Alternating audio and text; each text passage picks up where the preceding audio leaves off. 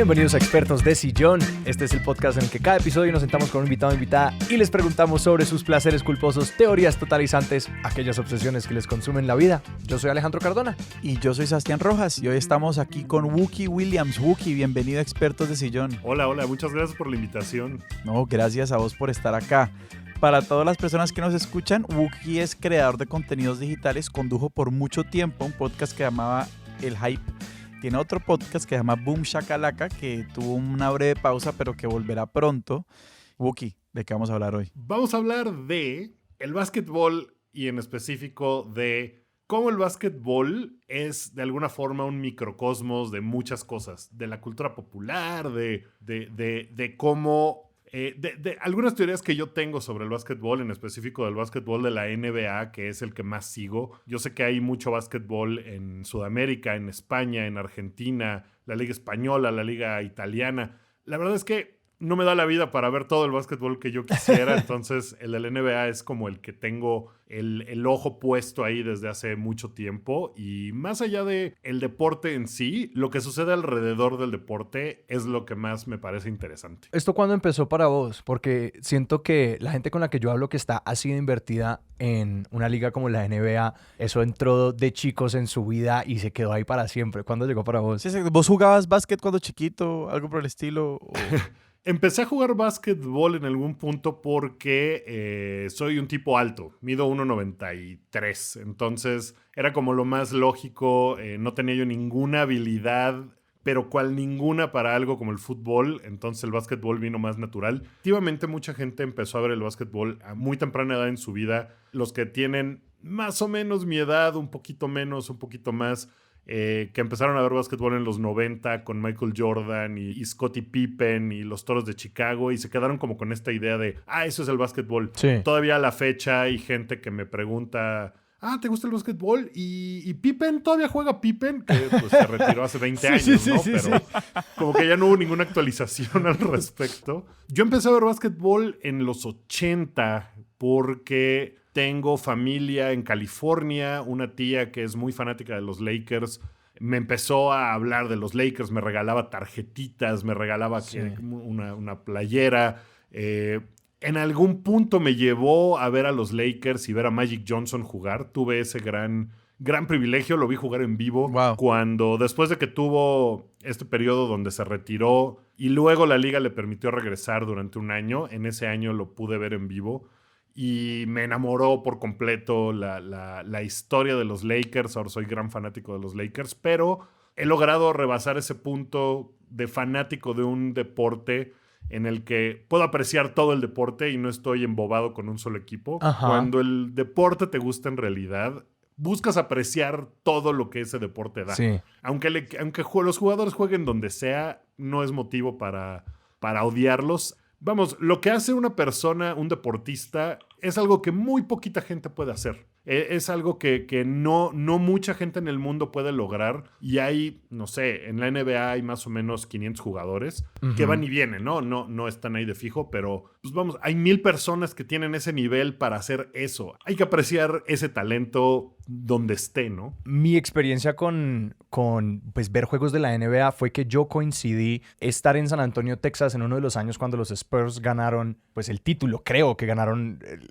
como ganaron la liga, pues. Sí. Era muy curioso ver cómo los fans de los Spurs negociaban su relación con LeBron James. Que LeBron James es como un ser humano tan excepcional, como que habían datos sobre LeBron James, como LeBron James sufre de calambres porque su cuerpo pierde sales a tal velocidad que no hay ningún líquido que le pueda meter al cuerpo que le dé una velocidad de reposición suficiente. O sea, él está llevando el cuerpo a tal límite que él lo que toma desde la banca es Gatorade con sal para meterle sodio al cuerpo porque lo pierde demasiado. LeBron era el gran villano contra los Spurs, que los Spurs era como un equipo súper bien compuesto y del otro lado estaba un equipo con LeBron. Y era muy curioso ellos tener que como construir un demonio en LeBron para tener allá su villano, cuando yo realmente era como que como a puerta cerrada, yo era como que, muchachos, como que esto es solo de admirar, todo es de admirar. Totalmente. A mí me pasó durante muchos años que también tenía yo esta animadversión contra LeBron James porque era pues eso, el villano cuando se fue de Cleveland, que hizo todo un argüende publicitario, tal. Era como de que no, él es el malo, él es el tal. Hasta que llegó un punto en el que no me quedó de otra más que aceptar, bueno, el tipo es sobrehumano, Sí, ¿no? sí. Sus habilidades y capacidades físicas no podemos entenderlas. Es un tipo que además es un tipo que más allá de eso, y aquí es donde empieza a entrar el asunto de lo que sucede fuera de la liga, es un tipo que se ha vuelto muy vocal en cuanto a ayudar a su comunidad, en cuanto a meterse en cuestiones políticas, en cuanto a defender movimientos o empezar él mismo movimientos. Y eso le da otro nivel, ¿no? Le da una dimensión que, por ejemplo, Michael Jordan nunca tuvo. Michael Jordan era un tipo que siempre estuvo muy al margen de cualquier cosa que no fuera básquetbol. Se tardó años en volverse una figura que ahora se ha convertido, ahora que es dueño de uno de los equipos de la NBA, se ha convertido en una figura diferente, ¿no? Que sí apoya causas y qué tal. Mientras fue jugador, él no se metía en ese tipo de asuntos. Él jugaba básquetbol y ya. Y LeBron no ha hecho eso. LeBron se ha metido en problemas con gente de derecha de Estados Unidos que le dicen, tú no eres más que un jugador, cállate y bota el balón, ¿no? Eso le han dicho públicamente y él... ha empezado movimientos, tiene una escuela preparatoria más secundaria preparatoria que él empezó y de su dinero él puso esa escuela para chicos y chicas con pocos privilegios en su ciudad natal que se llama Akron, Ohio. Y ha hecho todas estas cosas más allá del deporte que sumadas a lo absolutamente loco que es verlo jugar y es un toro el hombre, pues lo llevan a otro nivel, ¿no? Y eso antes la NBA no tenía figuras que hicieran esas cosas. Había genios en la cancha, pero que no llevaban su poder más allá que lo que podían hacer de una forma comercial o dentro de la cancha. Hablemos ahí entonces de tal vez dos cosas antes de entrar a estas ya como comparaciones de cómo se ha transformado la liga, sobre todo en los últimos 20, 30 años y la relevancia de diferentes jugadores. Primero, más o menos unas coordenadas básicas de cuál es la historia de la NBA. Porque la NBA incluso nunca fue la liga, no siempre fue la única liga de básquetbol o la más relevante dentro de Estados Unidos. Es correcto. Durante varios años hubo una liga que se llamó la ABA, que era la Asociación de Básquetbol Americana, que entró para competirle a la NBA. La NBA esta temporada cumple 75 años de haber sido fundada, de haber sido creada. Mucho ha cambiado, evidentemente, en cuanto a reglas. Equipos se han movido de ciudades a otras. Todo empezó muy concentrado en la costa este de Estados Unidos, porque los viajes, evidentemente, pues, tenían que ser en camión. Entonces, todo sucedía en los estados de Pensilvania, Nueva York, Massachusetts, por ahí, ¿no? Ahí es donde estaba como todo muy centralizado, hasta que empezó a expandirse y empezaron a surgir figuras que la gente, pues, como que quería seguir. El deporte empezó básicamente buscando una actividad que pudiera hacerse durante el invierno. Claro. Muchas cosas como el béisbol, que es la liga más vieja que tiene Estados Unidos, no podían jugarse durante el invierno. El creador del básquetbol, John Naismith, era canadiense, ni siquiera era americano, pero él buscaba como de qué podría hacer, ¿no? Y básicamente la idea de meter una pelota en una canasta, pues se dio pues de forma muy natural, aunque al principio la canasta ni siquiera tenía el hueco en el fondo. Sí, la pelota quedaba dentro de la canasta, ¿no? Metían la canasta y alguien tenía que ir a sacar la pelota de la canasta y seguir el Y como partido. dice, trepaban con una escalerita o algo para sacar esa vaina, porque... Sí, así es como funcionaba al principio. Y vamos, la NBA siempre ha tenido esta cuestión de que nunca ha sido la liga más relevante de los grandes deportes de Estados Unidos. Tenía que competir, evidentemente, con la NFL y con las ligas mayores de béisbol. Pero en este momento, la cantidad de seguidores, de views, de clics, de todo que tiene la NBA en social, ya sea en Instagram, en YouTube, en todo, la hace la liga más grande de Estados Unidos. O sea, no hay ninguna liga que tenga esa cantidad de seguidores en redes sociales. Pero sí, es verdad, no siempre fue así. Tuvo alguna crisis por ahí. Durante la década de los 60, por ejemplo, los Celtics de Boston ganaron 9 de 10 campeonatos que hubo, ¿no? Lo cual había una disparidad grandísima en esa época. Y justo como estaba muy estancada la NBA, surgió la otra liga, la ABA, que hacían cosas muy diferentes. Tenían un balón de colores, por ejemplo. Permitían las clavadas, cosa que no había en la NBA en algún momento. O sea, tenías que liberar la pelota para que contara la entrada en la canasta. Es correcto. Entonces, había jugadores como Will Chamberlain que en su momento eran tan buenos que modificaron todas las reglas para que él no dominara los partidos como los dominaba, ¿no? Él es el único jugador que ha metido 100 puntos en un encuentro. Y vamos, el siguiente más cercano es Kobe Bryant, que metió 81 puntos hace algunos años. Pero bueno, la diferencia pues es todavía muy grande, ¿no? Entonces, la NBA como que tuvo ese periodo de transición, la ABA llegó, la ABA lo que no tenía era financiamiento estable. Ajá. Y entonces, en algún momento, los equipos como que dijeron, bueno, no podemos seguir sosteniendo esto, ¿qué hacemos? Se juntaron los equipos, algunos cambiaron de sede. Denver, por ejemplo, es de los pocos que quedan que jugaron para la ABA y que ahora juegan en la NBA, los Pacers de Indiana también. Y en los 80 hubo este momento glorioso donde llegó Magic Johnson, donde llegó Larry Bird,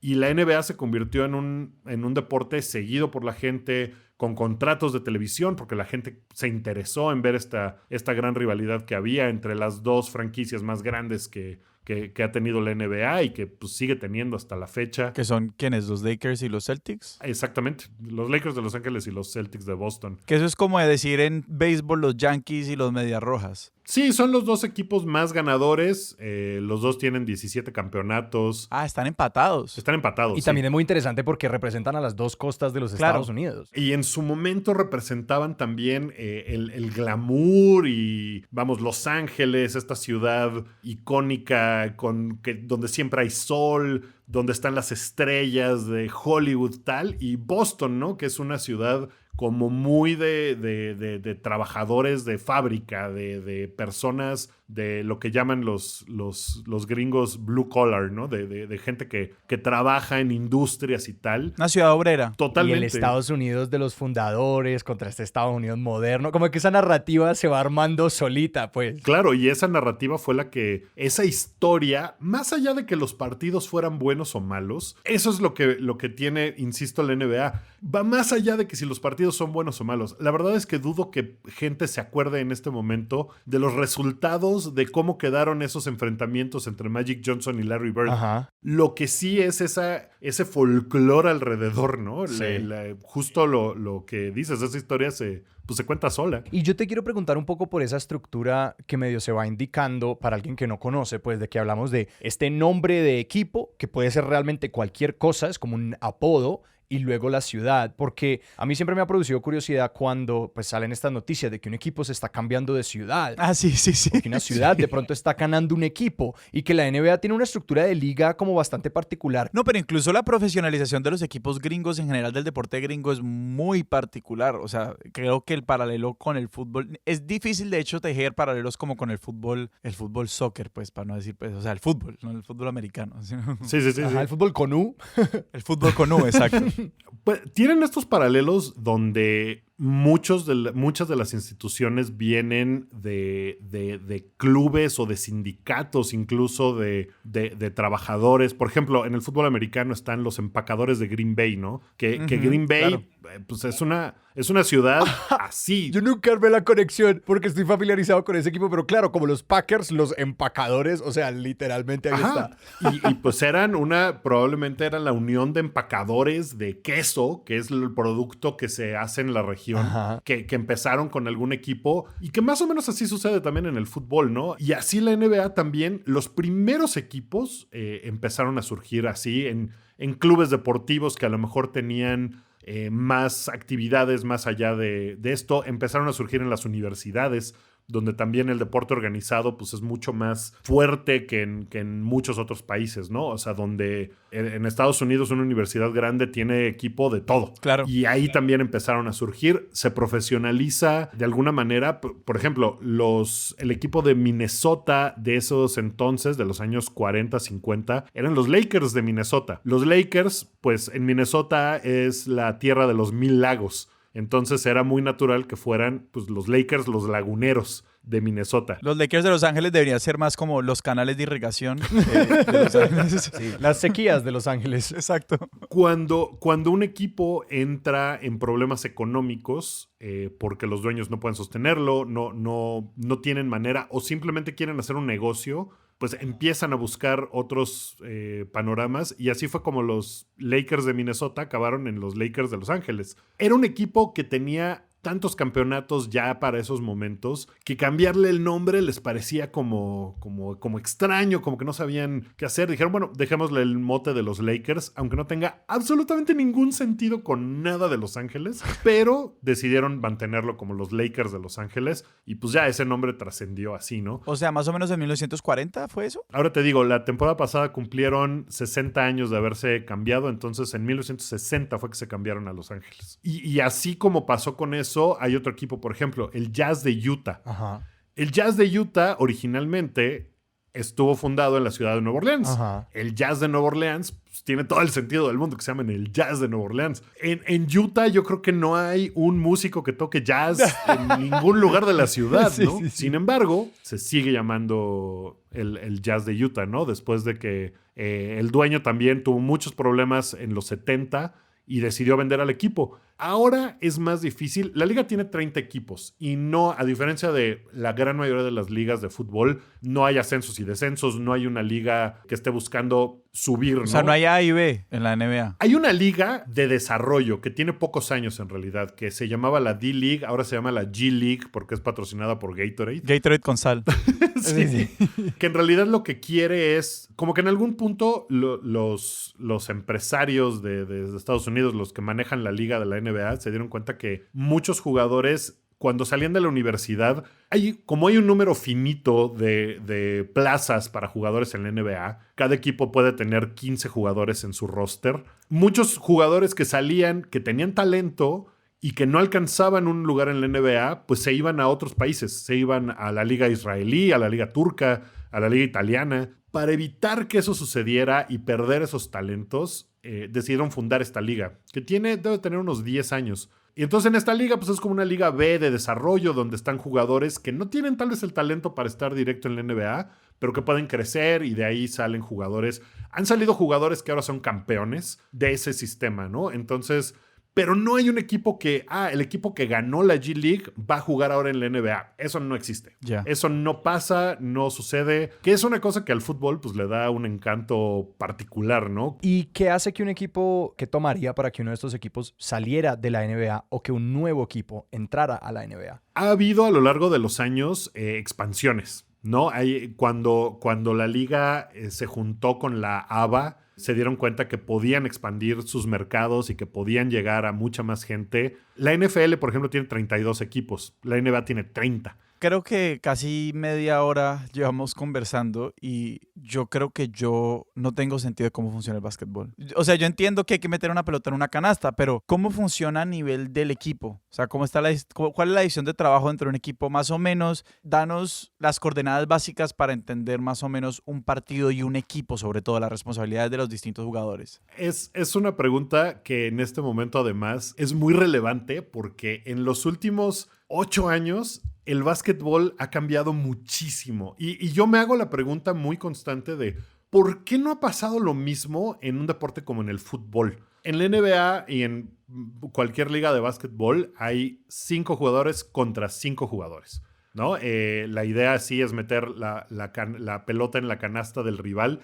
Esos 5 jugadores generalmente se distribuyen en 3 posiciones, que son el centro, los aleros y los movedores de balón, ¿no? En inglés son los point guards, los wings y los centers. Ha cambiado mucho porque históricamente el centro es este tipo gigante que se para abajo de la canasta y el cual es muy grande y antes era muy bruto y no podía meter un tiro libre para salvar su vida. pero al ser muy grande, pues era muy fácil que estuviera abajo de la canasta y anotara constantemente ahí. Está el movedor de balón, que históricamente es el jugador más bajito, que tiene más habilidad. Y que se escabulle ahí entre todo el mundo, le mete entre las piernas. Claro, al ser un tipo pequeño, pues su centro de gravedad es más, la pelota la tiene más cerca del piso, entonces puede driblar, puede moverse por todos lados, y históricamente su valor había sido pasar el balón, ¿no? Encontrar a la persona abierta para que más fácilmente pudiera anotar esta canasta.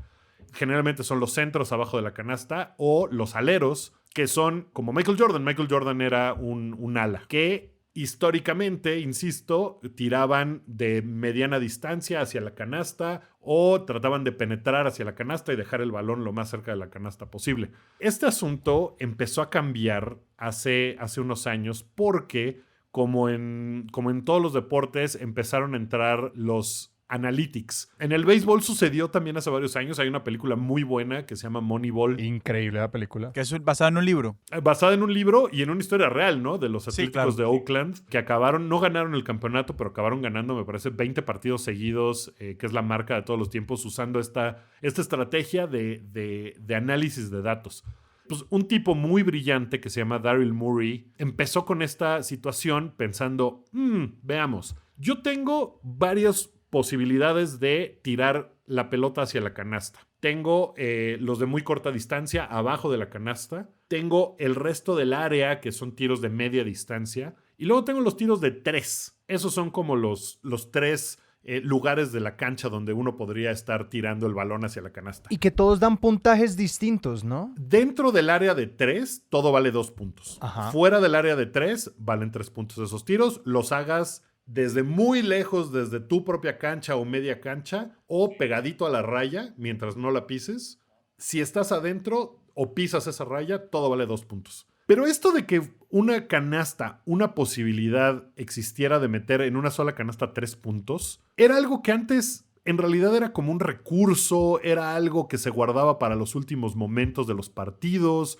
No era una cosa, había jugadores que se especializaban un poco en eso, pero tiraban 2-3 veces por partido desde esa distancia. Este tipo, Daryl Morey, se dio cuenta como de, bueno, ¿por qué estoy tirando yo de media distancia un tiro que si me hago un paso más para atrás, valdría 3, y si lo tomo desde un paso más adelante, vale 2? ¿Por qué estoy haciendo esos tiros que son difíciles para que valgan 2 y no hago el que vale 3? Claro. Entonces hizo todo este análisis de datos y decidió, mi equipo, que él estaba en los Rockets de Houston en ese momento, quiero que mi equipo haga una de dos, o tire debajo de la canasta o tire de fuera del área de 3 puntos. Nada en medio. En medio no quiero que toquen nada porque esos tiros tienen un porcentaje de acierto mucho más bajo, ¿no? Entonces, matemáticamente no tiene ningún sentido. 3 vale más que 2. Entonces, si yo meto una tercera parte de mis tiros de 3, consigo más puntos que si meto la mitad de mis tiros de 2. Oh, wow.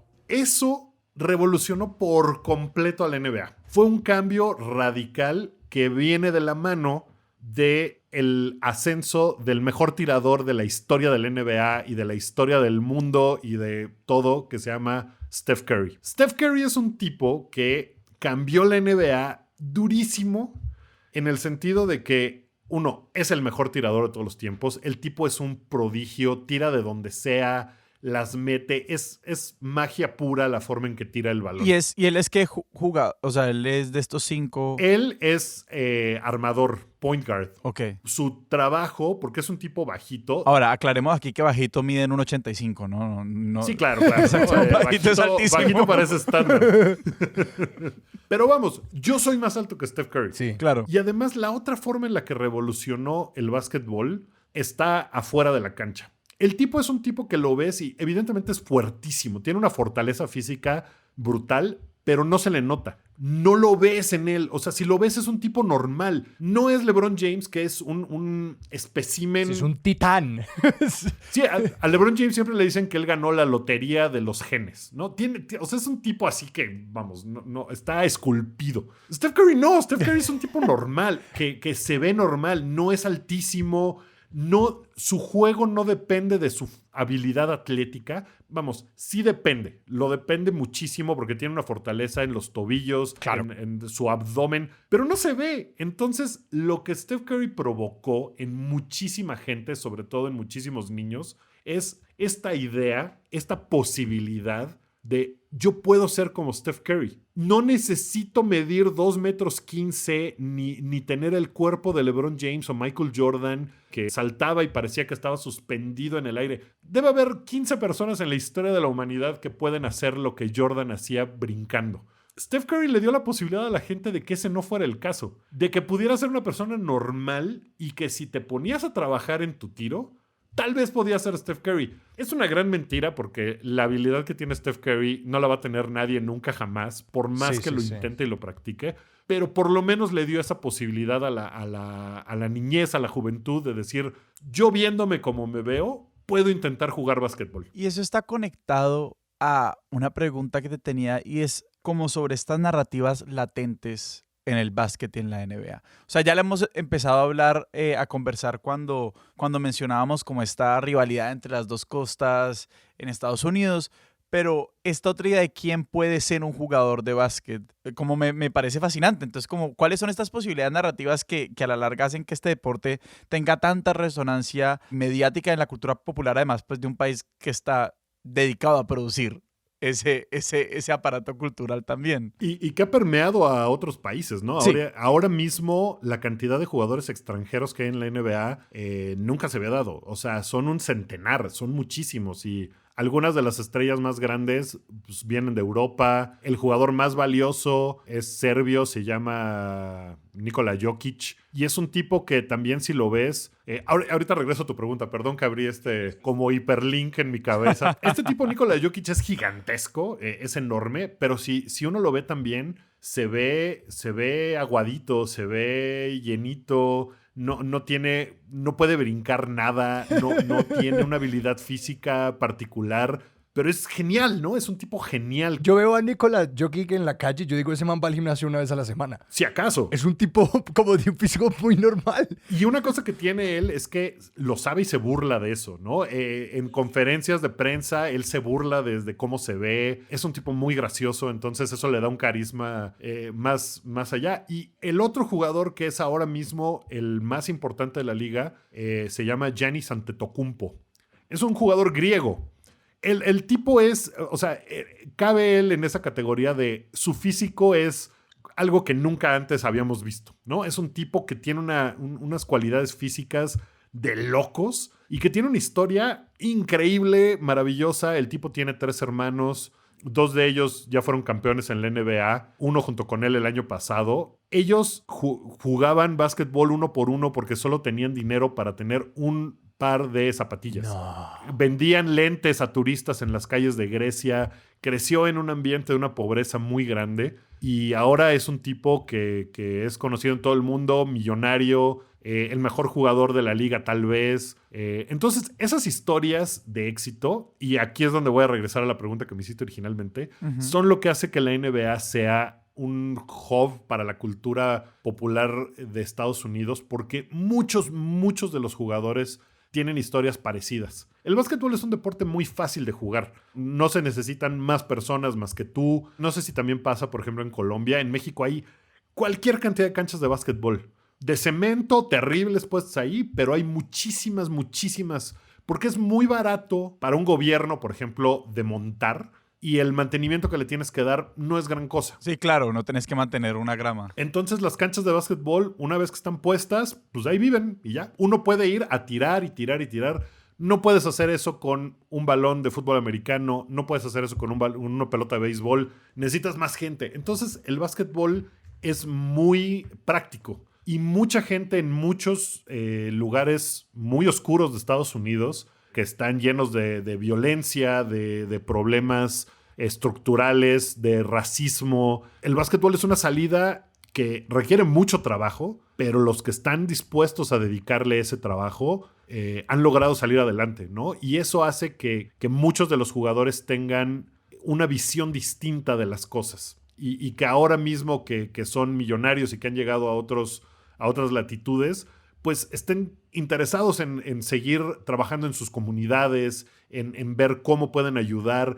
Y se vuelve una cosa que se regenera. Esos talentos jóvenes suben y se convierten en los ídolos de otra generación que viene abajo y que ve y dice, este tipo era de mi propia colonia y ahora juega en la NBA. Si él pudo, yo también puedo. Y que ahora está esa atadura con la educación y las ligas universitarias, que incluso si una persona joven quiere, pues tiene este sueño de ir a la NBA y no la logra, pues, porque de nuevo hay 500 jugadores en la NBA y pues otros más en esta liga de desarrollo, que igualmente las becas deportivas en Estados Unidos para ir a estas universidades que quieren tener y las tienen unas ligas increíbles, la liga universitaria, que esa es la NCAA. Sí, la NCAA en realidad es la liga de todo, ¿no? Es la liga atlética de los colegios de Estados Unidos. O sea, la NCAA incluye el fútbol americano, el golf, básquetbol, todo. Pero sí, justamente es... Y que además acaba de haber un cambio también muy importante en esa liga, que es algo que, vamos, fuera de Estados Unidos, pues como que no nos parece tan relevante, pero para ellos, que es antes ningún jugador de la NCAA, de ningún deporte, podía recibir patrocinios. No podían recibir dinero de ninguna forma por jugar. Si recibían algo, un auto, lo que sea, suspendidos, se acabó su carrera, tal. Lo cual era muy injusto porque la liga, la NCAA, gana millones de dólares al año en, no sé, videojuegos, por ejemplo. Los mismos partidos, transmisiones, todo. Merchandising. En los tickets de entrada a los estadios que siempre están llenos. O sea, ellos generaban muchísimo dinero y no le permitían a los jugadores explotar su imagen, por ejemplo. O sea, si yo soy un jugador de básquetbol de la NCAA que juega para la Universidad de Kentucky, yo no podía tener un acuerdo con una caja de cereal que quería poner mi nombre en la caja. No podía porque me descalifican y pierdo todo. Ahora ya pueden explotar su imagen y eso hace que sea pues un poco más justo eso y que los jugadores desde que entran a la universidad puedan estar generando ingresos con su talento. Y a la larga, pues porque también están generando ingresos a la universidad. Claro. Y yo tenía una pregunta, y aquí voy a revelar como mi propio sesgo, como yo estoy tratando de entender esta historia en mi cabeza. Y es como, para mí Space Jam es un antes y un después, y yo no sé si eso es cierto. Como en el nivel en el que, mejor dicho...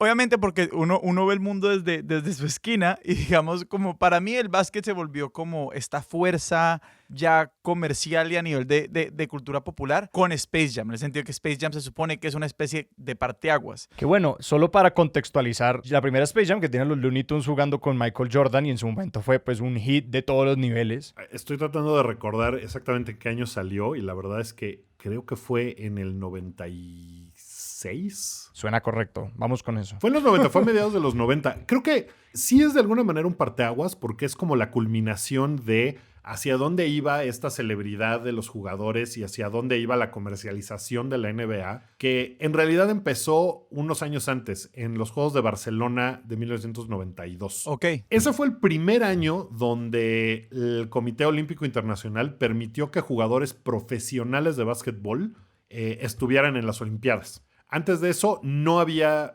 jugadores profesionales, lo cual era un área medio gris porque evidentemente en los equipos soviéticos, por ejemplo, en los equipos comunistas, pues decían, yo no tengo una liga profesional, es amateur, todo es amateur, aunque en realidad sí era profesional, ¿no? Entonces eso como que orilló al Comité Olímpico Internacional a decir, bueno, permitamos que haya jugadores profesionales. Antes, Estados Unidos, por ejemplo, mandaba jugadores de colegial. O sea, entonces en ese momento el problema con los olímpicos era que solamente los países que tenían una liga profesional se les aplicaba esa restricción y eso generaba unas desigualdades en los tipos de jugadores que podían mandar los países que nominalmente no tuvieran esa liga. ¿Y cuál seriedad para esas medallas de oro uno viendo a Michael Jordan jugar al mismo tiempo que alguien más ganaba medallas de oro?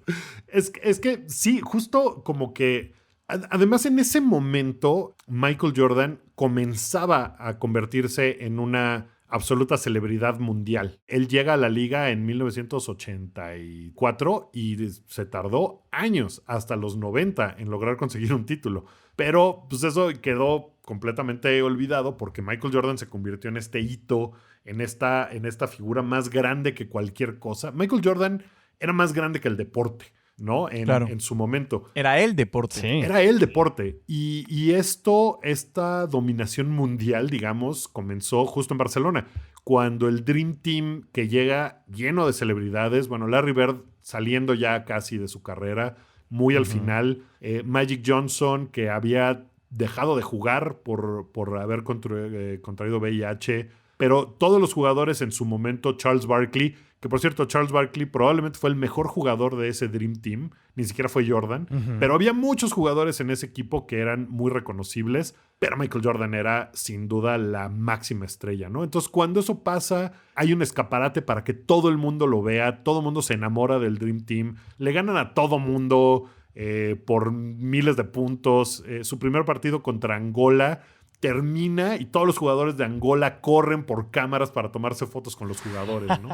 ¿Cómo no hacerlo? Era Michael Jordan. Y Michael Jordan después gana 3 campeonatos seguidos de la NBA, está en videos de Michael Jackson, lleva a la NBA a un nivel que nunca había tenido, donde la gente prendía la tele para ver a Michael Jordan, ¿no? No importaba en qué situación, lo que sea, tenías que ver a Michael Jordan, era como una telenovela que todos los días tenía algo interesante que ver. Pero entonces esta historia de que el nivel de interacciones en redes sociales que, por ejemplo, tiene la NBA hoy en día es superior al de la NFL o la liga de béisbol, que se me acaba de escapar el nombre, es una historia que en parte empieza a través de la atracción que le genera Michael Jordan. Sí, o sea, ahí es donde empieza la gente a... Vamos, antes con Magic Johnson y Larry Bird sucedió, ¿no? La gente estaba muy interesada. Magic Johnson era un jugador que atraía multitudes por su forma de jugar y todo, pero la televisión por cable no estaba tan desarrollada. Llegó un momento en los 90 donde más gente y más gente quería ver a Michael Jordan, entonces los acuerdos de televisión de los equipos fueron creciendo.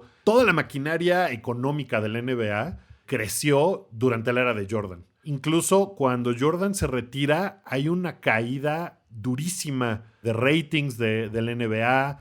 Se tardó en recuperarse la liga a pesar de esto. Que vamos, se retiró y después regresó con otro equipo que también nadie se acuerda, que regresó con los Wizards de Washington a jugar un par de años. ¿Pero no intentó jugar béisbol también o golf, una vaina así? Estuvo jugando béisbol durante un par de años, que se retiró a principios de los 90. Y cuando regresó fue que sucede Space Jam y que todo el mundo estaba muy intrigado de que regresara Michael Jordan. Y eso fue lo que lo catapultó así, ¿no? Otra vez. Y que vamos, el tipo era un escogido por Dios para jugar al básquetbol, ¿no? O sea, de Jordan nadie puede decir algo malo en cuanto a su manera de jugar básquetbol. En cuanto a su personalidad y tal, pues el tipo estaba medio maníaco y loco, pero en una cancha era así, era una absoluta maravilla, ¿no? La liga se cae a principios de los 2000 y se tardó un rato con Kobe Bryant y con LeBron James en volver a levantar, pero también pasó algo muy interesante, que cuando se levanta y empieza a tener un nivel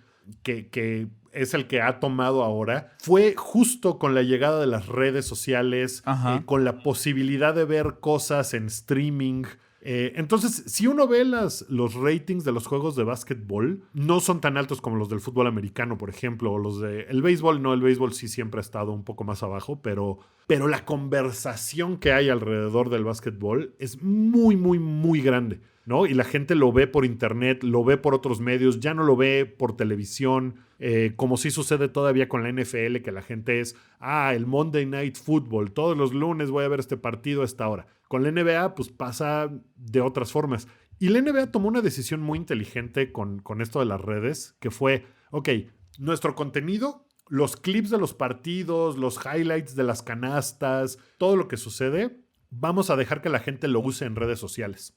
Entonces, uno como usuario puede decir, esta jugada me parece increíble, y subir un pequeño GIF de eso a tu cuenta sin que la NBA llegue y te diga, tú no tienes permiso para hacer eso, quítalo. ¿Y ese no es el caso con el fútbol americano? La NFL es dueña de todo su contenido. Solo la NFL puede poner contenido de la NFL en redes. Oh, wow. Si tú eres un analista de básquetbol, puedes decir, en esta jugada podemos ver a este jugador haciendo una pantalla para que el otro... Y pones la jugada y ahí está, ¿no? Y la NBA no hace nada al respecto. Eso ha logrado que la NBA en redes sea muy grande. Eso y que además se ha convertido en un show más allá de la cancha, ¿no? La llegada de los jugadores a los partidos, por ejemplo, ahora se ha vuelto una de las cosas más importantes porque es ¿qué tenis traen? Claro. Traen los Jordan, los Air Jordan, ¿cuáles? Los nuevos de LeBron que no habíamos visto. El negocio y la cultura del sneaker, de los tenis, de las zapatillas, también ha crecido brutalmente gracias a la NBA, ¿no? Y a los jugadores que se ponen ediciones especiales y que llegan vestidos de formas muy extravagantes a los partidos. Y eso le da una dimensión distinta. El hecho de que haya raperos cantando sobre jugadores en específico. No sé, Drake es muy fan de la NBA y es muy fan de los Raptors de Toronto, que es su ciudad natal. Y Drake menciona jugadores por todos lados, es amigo de varios. Todo eso ha hecho que la NBA crezca, sobre todo con una audiencia en específico, ¿no? Esta cultura afroamericana joven está ahí durísimo con la NBA, cosa que probablemente la mayor cantidad de fans de la NFL sean personas blancas. Con la NBA no. La NBA nunca estuvo segregada, ¿cierto? Sí estuvo segregada al principio, pero muy rápido hubo jugadores negros y después hubo jugadores y coaches. Porque, vamos, la primera superestrella del básquetbol en Estados Unidos era un tipo que se llama George Mikan, que jugaba para los Lakers de Minnesota, que era un tipo blanco altísimo, que jugaba prácticamente él solo y era así fantástico, ¿no? Él fue la primera superestrella. A partir de ahí, el ascenso de los jugadores afroamericanos fue así meteórico, ¿no? Con jugadores como Bill Russell, que también fue el primer coach afroamericano, mientras era jugador al mismo tiempo. Que es curioso que la liga, el logo de la liga es un jugador de los Lakers que se llama Jerry West, que su silueta es la que hace a este... Oh, wow.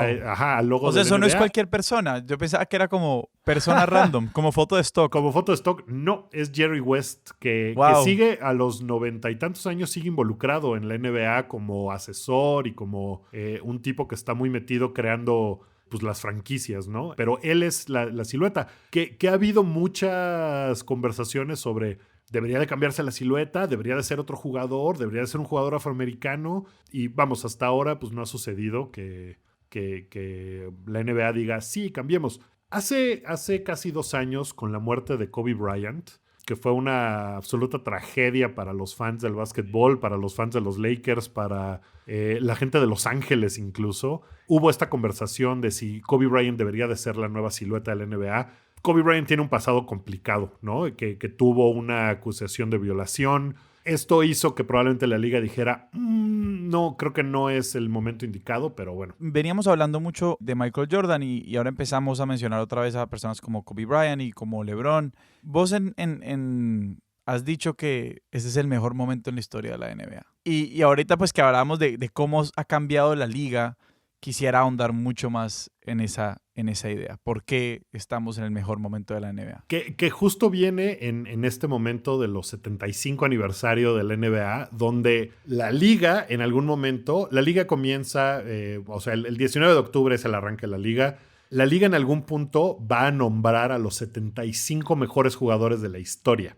Eso va a ser una locura, porque va a ser una cosa increíble y las discusiones van a estar por todos lados, justo porque cuando la liga anunció los 50 mejores jugadores de la historia hace 25 años, era muy claro. Era, ok, todo tiene absoluto sentido. Todos estos jugadores pertenecen aquí. Habría algunas discusiones de jugadores marginales que tal vez podrían estar en esa lista sustituyendo a otros o no. O sea, de pronto había discusión sobre los últimos 5 de la lista, por decirlo así. Probablemente. Yo creo que ahora va a haber discusión sobre todos, ¿sabes? O sea, va a haber gente que se vuelva loca porque evidentemente con este asunto de la nostalgia y esa memoria selectiva, a mayor distancia en tiempo las cosas parecen mejores. Con la NBA pasa mucho eso. la cantidad de talento que ha surgido en la liga por un montón de cosas, por un montón de condiciones. Por ejemplo, jugadores extranjeros. En ese momento, hace 25 años, la cantidad de jugadores extranjeros era muy chiquita. Y el talento que ha surgido en la liga en los últimos 20 años es enorme. El talento que había en los 90, la verdad es que se quedaba, comparado con ahora, se quedaba muy, muy, muy corto. Y por eso creo que en este momento estamos viviendo el mejor básquetbol de la NBA que ha habido. Todavía hay jugadores de inicios de los 2000 que siguen jugando, como LeBron James y Carmelo Anthony. Todos estos jugadores nuevos evidentemente van a tener que empujar a jugadores viejos de esa lista. Y ahí es donde va a empezar el problema, porque va a decir, ¿qué? ¿Cómo? Clyde Drexler, que jugó en el equipo en el Dream Team y llegó a unas finales y era buenísimo. Pues sí, pero no hay forma de compararlo con jugadores de este momento que son brutalmente mejores y que al momento de desplazarlo la gente en esa nostalgia va a decir, ¿pero cómo? ¿Cómo? No, la liga en los 90 era la mejor liga, porque además está esta discusión de que han cambiado las reglas de alguna manera para promover el juego ofensivo, ¿no? Para que haya más puntos, para que sea más espectacular, cosa que a personas de vieja escuela no les gusta. Preferían estas batallas donde casi se agarraban a golpes cada partido y un equipo anotaba 67 puntos, ¿no? Ahora podemos ver 67 puntos en una mitad de un partido y es mucho más común. Has mencionado un par de veces los cambios de reglas. ¿Qué clase de cambios de reglas pues aplica la liga para incentivar ese tipo de juego? Por ejemplo, antes un equipo que tiene la ofensiva tiene 24 segundos para intentar anotar. Tienes 24 segundos para llevar el balón desde tu cancha hasta la otra y tirar. Si ese tiro toca el aro y tú consigues un rebote con ese tiro, ese reloj volvía a empezar en 24. Se convertía en una nueva posesión. Ahora, desde hace algunos años, si tú consigues ese rebote ofensivo de un tiro propio, ya no son 24, son 14. Y esto hace que tengas que más rápidamente intentar una jugada y esto ha agilizado mucho el juego. En cuanto a cambios en la defensiva, por ejemplo, antes un jugador defensivo podía ponerle ambas manos en la espalda al jugador ofensivo que tenía el balón, ¿no? El tipo tenía el balón y tú llegabas y le ponías las dos manos, lo empujabas, lo estabas midiendo de esa forma, le podías poner el brazo para hacer que no avanzara, o sea, para que él no pudiera estar cómodo manejando el balón. Eso ya no puedes hacer, ¿no? Oh, wow. Puedes llegar y tocarlo en la espalda, pero no puedes ponerle las manos encima. Mucho no lo puedes agarrar. No lo puedes agarrar y eso hace que pues, el jugador ofensivo pues, tenga mucho más movilidad, tenga más facilidad para o intentar un tiro o pasar el balón o tratar de meterse a la canasta. Ese tipo de cosas. Y eso en los 90 hacía que los equipos fueran mucho más defensivos, que fueran mucho más físicos en el sentido de que se estuvieran aventando todo el tiempo. Sí, sí, sí. Y ahora pues es una cosa mucho más, pues el talento puede verse más allá de si soy un tipo físico que te empuja y te da un codazo y te quita y meto a la canasta. Claro, y que ahí se ve ese aspecto también de cómo empiezan a florecer unos jugadores de tallas muy diferentes, pues, de que un deporte más físico pues privilegia a personas con una musculatura y un tamaño mayor cuando el otro privilegia, sí, esa destreza. Estoy tratando de pensar como en una forma de ordenar esto y qué tanto es esto un problema como entre la nostalgia y las posibilidades de la medición. Cuando vos decís, claro, estos jugadores son tanto mejores, digamos, en términos de lo que se mide de los jugadores, de las analytics que venían mencionando, o sea, ¿eso lo vemos? Como que vos decís como, mira, en promedio la NBA, no sé, yo me acuerdo mucho, a veces hay una estadística que a mí me impresiona del fútbol y es como muestra más o menos como cuántos kilómetros por partido corre un jugador en una liga europea versus en una liga suramericana y que en la europea corren mucho más. Como ese tipo de comparaciones, digamos, se han hecho y digamos, corroboran lo que nos estás contando o no hay forma de hacer esas comparaciones. Hay forma de hacerlo, por ejemplo, en cuanto a que la cantidad de posesiones que tiene un equipo por partido, a diferencia de los 90, ha crecido mucho, ¿no? O sea, un equipo ahora mismo tiene, no sé, 110 posesiones por partido. O sea, 110 posesiones que significa que tiene el balón en su poder para tratar de anotar, ¿no? Entonces, tú anotas, pues la posesión pasa al otro equipo y ese equipo en esa posesión trata de anotar. Si falla, recuperas el balón, es una posesión más en la que vas y tratas de anotar. En los 90 había mucho menos posesiones y ahora lo vemos como que es mucho más rápido y muchas más posesiones. Tal vez no lo vemos tanto en la cancha, a nivel de que un jugador corra más ahora que antes. Siempre han corrido más o menos lo mismo, pero donde sí lo vemos es en su preparación. Y esto pues tiene que ver mucho con los avances en la medicina del deporte, en la forma en que tienen unas rutinas muy diferentes. Los jugadores en los 90 terminaban un partido y todos iban a fumar, por ejemplo, ¿no? Los jugadores en los 90 de repente iban y en el medio tiempo tomaban cerveza. Lo hacían, o sea, son cosas que hacían. Ahora la liga es mucho más profesional en el sentido de que como que los jugadores han entendido muy bien. Tengo un tiempo que probablemente sean 13 años, 14 años. Para jugar esto a este nivel, tengo que sacarle el mayor provecho que pueda, porque se acaba y bye, ¿no? Ya no hay más de esto. Y que en los Estados Unidos hay una infraestructura, pues que mencionamos también las universidades, pero que detrás de esto luego están los colegios y las escuelas secundarias, y es loquísimo ver el nivel de profesionalización que se ve incluso en las escuelas secundarias. Y yo recuerdo ver cómo era la infraestructura solamente para los jugadores de fútbol americano en mi universidad, y que luego uno va a los colegios y esas vainas empiezan a fluir hacia abajo, que luego, bueno, los colegios luego empiezan a tener deportólogos y médicos dedicados solamente a la atención de estos jugadores. Entonces que desde el comienzo se están como cultivando estos atletas con toda una infraestructura de entrenamiento, sí, pero también médica, nutricional, y que naturalmente van llegando unos atletas formados a unos niveles absurdos cuando ya están llegando a estas ligas profesionales. Claro, y que además si, por ejemplo, en cuestión de lesiones, una lesión ahorita no es lo mismo que una lesión hace 20 años. Te lastimabas un tobillo y probablemente el tiempo de recuperación era mucho más largo. Ahora, pues con esta medicina del deporte, con la preparación, con esa infraestructura que está dedicada al bienestar corporal del atleta a un 100%, pues hace que cambie, ¿no? Y es un juego diferente en ese sentido. La forma en que LeBron James ha cuidado de su cuerpo durante los 19 años que ha estado en esta liga, bueno, 18 va hacia la temporada 19. Ahorita el tipo va a cumplir 37 años y pues se ve... ¿Ese man tiene 37 años? Ese man tiene 37 años, sí. Y tiene 19 años jugando. Uf.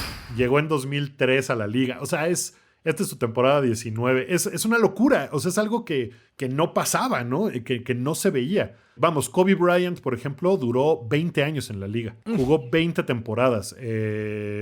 Dirk Nowitzki, alemán, que también es maravilloso, pues también cumplió 20 años. O sea, es una cosa muy distinta por esa preparación. Justo antes de sentarnos a grabar, yo medio miré como la temporada de baloncesto y o sea, yo soy como un jugador, ¿cómo juega tantos juegos? O sea, porque está como la conferencia, o sea, toda la liga, y cada equipo juega como, no, son 3 juegos contra cada otro equipo de la liga, entonces juegan 40 juegos. O sea, la cantidad de juegos en la liga está en los cientos de juegos, o sea, si no me equivoco, haciendo ese cálculo, y cada jugador jugaría en decenas de juegos con una frecuencia altísima. Sí, y es larga la temporada, además. Son 82 partidos por equipo. ¡Por equipo!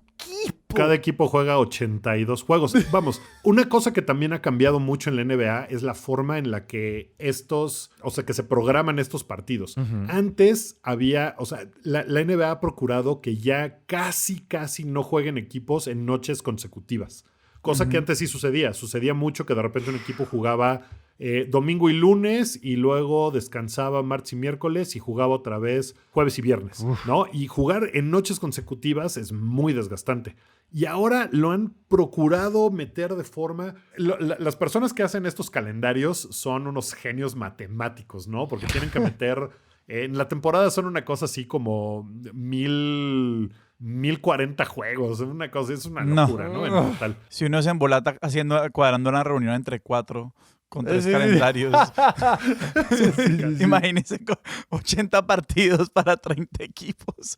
Además, viajando distancias estúpidas. Claro, y esa es la otra cosa que han buscado. O sea, un equipo de Los Ángeles, por ejemplo, si viaja a jugar a Nueva York, ahora los calendarios están hechos para que en ese mismo viaje juegue en Filadelfia y juegue tal vez en Chicago y en Indiana, y entonces ahí logran acortar distancias. Claro. Y que además hay que tomar en cuenta que las arenas donde los equipos juegan, pues tienen otras actividades, tienen conciertos, tienen, por ejemplo, los Lakers que juegan en el Staples Center, ahí es donde suceden los Grammys cada año.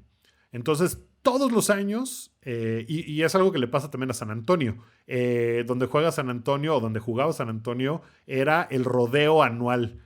Entonces, pues los Spurs tenían que no estar durante una semana y media jugando en esa arena. Entonces los tenían que mandar a otros lados a jugar de visitante durante ese momento. No, compadezco a los que organizan los calendarios de la NBA. Es una locura. Pero incluso eso ha hecho que, o sea, incluso eso ha mejorado el juego. Esos calendarios mejor planeados, con viajes más cortos o mejor organizados, todo eso ha ayudado incluso para que el juego sea mejor. Pues estoy convencido. Quiero atar esta última pregunta a la recomendación que tendemos a hacerle a los oyentes, porque me produce mucha curiosidad. Uno, vos, como, ¿cuántos de estos 1040 juegos ves? O como, ¿cuál es tu objetivo en tanto a quiero seguir la liga? ¿Qué es lo que consideras indispensable de ver? ¿Cómo invitarías a alguien a pues, empezar a ver estos juegos de la NBA o de pronto a pensar en la NBA, a seguir las redes y las historias que se construyen en torno a la misma? Para lo que yo conservo mi cuenta de Twitter, en realidad, es por esta comunidad conocida como NBA Twitter, ¿no? Y entonces no es una cosa que uno pueda buscar, le tienes que rascar un poco, pero la gente que comenta partidos, los periodistas que comentan, la gente que está alrededor de, es lo más divertido que yo tengo en mi timeline de Twitter, siendo fanático del NBA, ¿no? Porque es muy, muy chistosa. Hay un grado de comedia en la NBA y en la gente que la reporta que no hay en otras ligas, que se toman todo súper en serio. Aquí hay un grado de comedia que es fantástico y que me divierte a mí muchísimo. Hay un servicio que se llama NBA League Pass.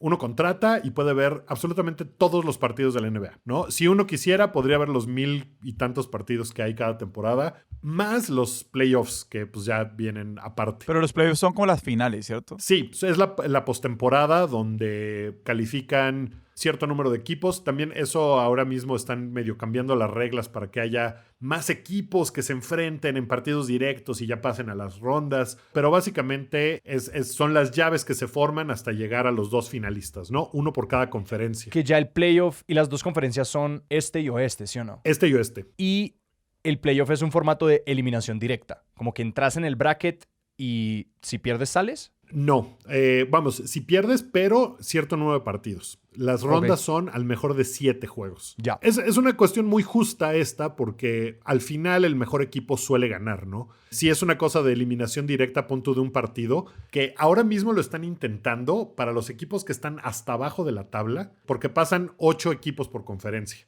Entonces ahora el equipo 9 y 10 se pueden enfrentar al 7 y al 8 en un partido de eliminación directa para ver quién entra. Es muy complicado, pero sí. Eso es un partido. Pero si en un partido un árbitro toma una mala decisión, tienes una cuestión de que alguien se lesiona y ya no puedes seguir, claro. Es muy duro que te eliminen en un partido, ¿no? Entonces, como sucede, son 3 rondas de un lado y 3 rondas, o sea, por cada conferencia. Y es a ganar 4 de 7 partidos. Y eso hace que sea una... No deja dudas. Y además se vuelve también, cada una de esas series, se vuelve una subtrama más, ¿no? Porque ahí sí, empiezan claro. a surgir enfrentamientos y eso hace que sea más interesante todavía. No, y los equipos creciendo en su comprensión del rival y del momento en el que está el rival. De estudiarlo sí, y de... Y que son todo. eventos de múltiples noches, claro, porque son múltiples partidos. Yo recuerdo cuando se estaba enfrentando, creo que eran los Spurs contra Miami Heat. Sí.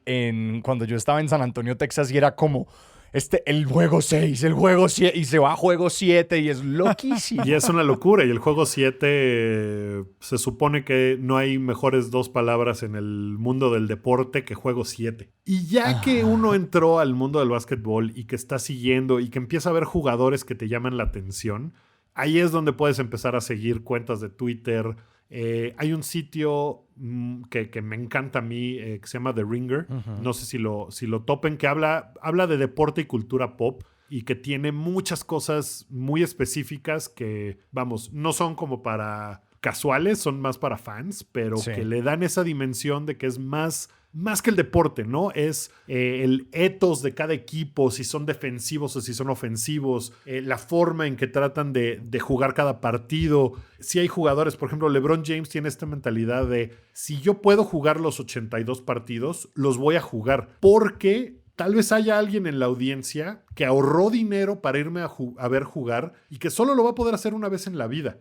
Y yo no puedo decir, no, hoy no quiero jugar. Tengo que pensar en esa persona. Entonces, la personalidad de cada jugador también te va llevando hacia con qué te identificas tú más, ¿no? ¿Qué clase de personalidad me atrae a mí? Y gravitas hacia esos jugadores. Ahí es donde empiezas a hacerte fan de algunos de ellos y de ver más allá de lo que hacen en la cancha. Wookie, muchísimas gracias. Pues espero que los haya al menos acercado un poco más al NBA. No, yo ya estoy listo para esta temporada. La verdad es que es un deporte además como muy noble en el sentido de que es muy fácil de entender lo que está pasando. Sí, claro. ¿No? El fútbol americano es un desastre para eso. No, uno le tiene que dar 5 diccionarios para entender el fútbol americano. El básquetbol es muy, muy noble en ese sentido. De verdad, como alguien que ha seguido el básquetbol durante 30 años, de verdad los últimos 5, 6, 7 años han sido los mejores de la NBA. Estamos listos para la temporada número 75. Y Wookie, si la gente te quiere seguir a ti, a tus proyectos, a tus podcasts, ¿en dónde los pueden encontrar? Pues a mí estoy en redes en Twitter y en Instagram como @Wookie_Williams. Detesto que tenga el guión bajo, pero no me quedó de otra. Y nada, los proyectos en los que he estado involucrado son... los pueden encontrar en Spotify, los pueden encontrar en algunos en YouTube. En cultura pop se llama El Hype. A pesar de que tengo un tiempo que no estoy ahí conduciendo, sigo muy cercano en ese proyecto. Y Boom Shakalaka, que es el podcast de básquetbol que suelo conducir y que tuvo que entrar en una pausa por pandemia y por demás cuestiones, pero que espero muy, muy pronto para esta temporada 75 regrese. Se llama Boom Shakalaka y lo encuentran en Spotify y en Deezer y en todos los lugares donde hay podcasts disponibles. Sebas, ¿a nosotros nos pueden encontrar en redes? A nosotros nos encuentran en Twitter como @expertosillón, en Instagram como @expertosdesillón y nos pueden escribir a nuestro correo expertosdesillón@gmail.com. Y también estamos en Patreon. Expertos de Sillón es parcialmente hecho posible gracias a ustedes, oyentes que nos apoyan en Patreon. Les agradecemos muchísimo. Invitamos a alguien, si escuchan el podcast y nos quieren apoyar de esa manera, pues ahí está, patreon.com/expertosdesillón. La comunidad de Patreon es padrísima. Me encanta la comunidad que se forma ahí, ¿no? Es pura buena vibra. Es lo máximo. Y recientemente, pues el Patreon les permite entrar a un Discord que abrimos, que se ha vuelto como un espacio de conversación con oyentes en torno a los episodios y compartimos cosas, notas adicionales. La gente mete la cucharada con sus historias y opiniones y sí, lentamente se va formando esa comunidad. Y sí, lo que dijiste, es totalmente como positiva y valiosa. Las esperamos ahí. Caigan al Discord de Expertos de Sillón a través de Patreon. Expertos de Sillón es un proyecto de Sillón Studios y es producido por Sara Trejos. Yo soy Sebastián Rojas. Yo soy Alejandro Cardona y esto fue Expertos de Sillón. Hasta la próxima.